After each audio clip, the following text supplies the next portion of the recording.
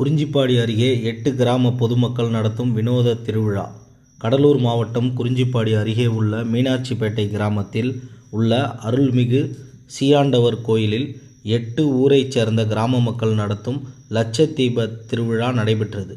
மீனாட்சிப்பேட்டை, எல்லப்பம்பேட்டை, விழப்பள்ளம், கூநெல்லிக்குப்பம், பாச்சாரப்பாளையம், கீழூர், பெரியகோவில்குப்பம், ஆயிப்பேட்டை ஆகிய 8 ஊரைச் சேர்ந்த கிராம மக்கள் சேர்ந்து நடத்தும் இந்த வினோத திருவிழாவில் பழனி முருகன் கோவிலில் நடைபெறும் தைப்பூச திருவிழா முடிந்த மறுநாள் இக்கோயிலில் கிராம பொதுமக்கள் தங்கள் வீடுகளில் இருந்து கொண்டு வரும் எண்ணெயை மண் சட்டியில் ஊற்றி பூஜை செய்து அதனை தீபமாக முருகர் வேடமிட்ட முருகர் பக்தர் கையில் ஏந்தியவாறு ஊர்வலமாக மேளதாளங்களுடன் எடுத்து வந்து கோவில் கர்ப்பகிரகத்தில் உள்ள சீயாண்டவருக்கு தீபமாக ஏற்றுகின்றனர்.